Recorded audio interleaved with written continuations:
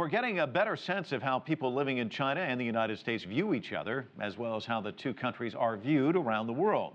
Overall, researchers found U.S. and Chinese citizens think of each other more unfavorably as time goes on. I asked the author of the study, Richard Wike, why.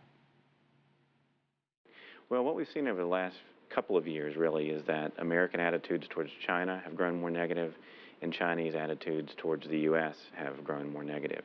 You know, in the case of how China views the U.S., a lot of it might have to do with the pivot or rebalancing of American policies. Certainly ratings for the U.S. and for President Obama's policies were higher back in 2009, 2010 than they are today. So, that policy of sort of the pivot might have something to do with those sagging ratings for the U.S. and China. In terms of how Americans see China, I think a lot of that is economics. Americans, of course, are going through a period over the last few years when they're very concerned about the economy here at home. And I think in the eyes of many Americans, China is not only a foreign policy issue, but an economic issue. And many Americans see it as an economic threat. And I think that's driving down China's ratings among Americans. The United States still perceived as a superpower. What did you find as you dug into the data here? That people see China as a rising superpower, or how do they view the two in that regard?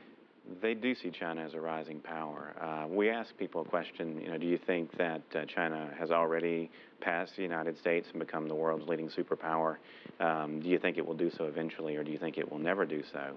And many people, including majorities in many countries, say that either China has already passed the U.S. or will do so at some point in the future. And that's not just about economic power. That's about being a general superpower. So in terms of the balance of power around the world, people see it shifting and moving in China's direction. This is really interesting. I mean, when you dig into this, the number one takeaway, I guess the U.S. has more favorability than China. Let me ask you about the factors that weigh into all of this. I mean, obviously, they have to be nuanced. So what is it that people see in the United States? What are some of the factors that influence their feelings about that country and then China as well? Yeah. Well, it's complicated in terms of how people view the United States. A lot of different factors go into it. Part of it is what you might think of as soft power, things like American culture, American ideas. Those influence how people perceive the U.S. Part of it is the country's leadership. President Obama has overall been a net positive for America's global image.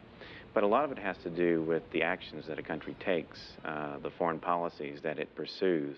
For example, during the years in which the Iraq War was a major story, it was very unpopular around the world, and that drove down ratings for the U.S.